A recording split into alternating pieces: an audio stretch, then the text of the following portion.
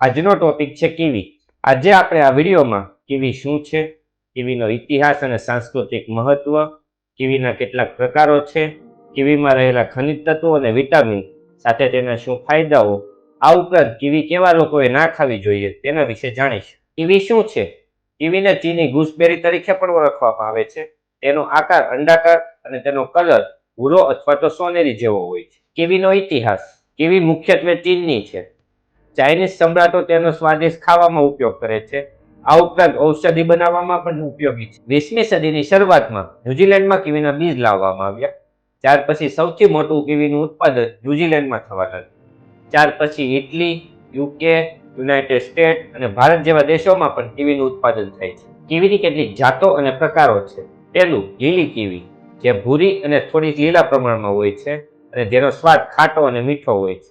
બીજું, golden kiwi, જે સુવાળી, golden અને પીળાશ પડતી હોય છે, જેનો સ્વાદ ખૂબ જ મીઠો અને ઓછી ખાટી હોય છે। ત્રીજું, બેબી કીવી, જે દ્રાક્ષ જેવા આકારની, ખૂબ જ સરળ અને સાથે ખૂબ જ મીઠી અને થોડી તીખી હોય છે। ચોથી, લાલ કીવી, જેની ચામડી થોડા પ્રમાણમાં લાલાશ પડતી હોય છે અને જે ખૂબ જ મીઠી। કીવીમાં રહેલા વિટામિન, ખનિજ તત્વો અને તેના શું ફાયદાઓ છે? કીવીમાં વધુ પ્રમાણમાં વિટામિન સી, વિટામિન કે, વિટામિન ઈ સાથે ફોલેટ, આ ઉપરાંત પોટેશિયમ, કેલ્શિયમ, મેગ્નેશિયમ અને એન્ટીઓક્સિડન્ટનું પ્રમાણ આવેલું હોય છે। કીવી ખાવાથી શું ફાયદાઓ થાય છે?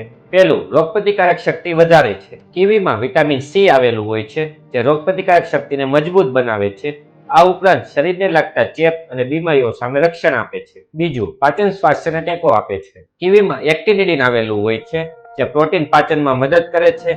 આ ઉપરાંત કીવીની અંદર આવેલા ફાઇબર નિયમિત આંતરડાની હલનચલન અને કબજિયાતને અટકાવે છે, સાથે પાચનના સ્વાસ્થ્યને તંદુરસ્ત રાખે છે। ત્રીજું, હૃદયની તંદુરસ્તી સુધારે છે। કીવીમાં રહેલું પોટેશિયમ બ્લડ પ્રેશરને નિયંત્રિત કરે છે। આ ઉપરાંત વિટામિન સી અને પોલિફિનોલ બળતરાને ઘટાડે છે, સાથે હૃદય રોગના જોખમને ટેકો આપે છે। ચોથું, ત્વચાના સ્વાસ્થ્યને વધારે છે। કીવીમાં રહેલું વિટામિન સી કોલેજનના ઉત્પાદનને પ્રોત્સાહન આપે છે। આ ઉપરાંત ત્વચાની સ્થિતિસ્થાપક અને ડાઘાઓને દૂર કરે છે। સાથે કીવીમાં આવેલું વિટામિન ઈ એન્ટીઓક્સિડન્ટ તરીકે કાર્ય કરે છે, જે મુક્ત રેડિકલથી ત્વચાને બચાવે છે। પાંચમું, ઊંઘ સારી આવે છે। કીવીમાં સિરોટોનિન આવેલું હોય છે, જે ઊંઘની ગુણવત્તા અને સમયગાળાને સુધારે છે। છઠ્ઠું, એન્ટીઓક્સિડન્ટથી ભરપૂર। કીવીમાં વિટામિન સી અને વિટામિન ઈ જેવા એન્ટીઓક્સિડન્ટો આવેલા હોય છે, જે ઓક્સિડેટિવ તણાવ સામે લડવામાં અને ક્રોનિક રોગોના જોખમને ઘટાડે છે। સાતમું, આંખના સ્વાસ્થ્યને ટેકો આપે છે। કીવીમાં રહેલું લ્યુટીન વય સંબંધિત આંખની સમસ્યાઓને અટકાવે છે। આ ઉપરાંત આંખના આરોગ્યને સુધારે છે।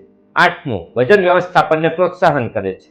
કીવીમાં ઓછી કેલરી અને વધુ ફાઇબર આવેલા હોય છે, તે ખૂબ જ ઉત્તમ આહાર તરીકે ઉપયોગમાં લઈ શકાય છે, જેના કારણે ભૂખ ઓછી લાગે છે। નવમું, બળતરા વિરોધી ગુણધર્મો। કીવીમાં રહેલા એન્ટીઓક્સિડન્ટ બળતરાને ઘટાડે છે, સંધિવા જેવા રોગોમાં ખૂબ જ મદદરૂપ છે। દસમું, આયર્નનું શોષણ વધારે છે। કીવીમાં રહેલું ઉચ્ચ વિટામિન સી આયર્નના શોષણમાં મદદ કરે છે, એનેમિયાને અટકાવે છે। કીવીનો સમાવેશ આપણા આહારમાં કઈ રીતે કરી શકીએ? પહેલું, ફ્રેશ કીવીને નાસ્તામાં।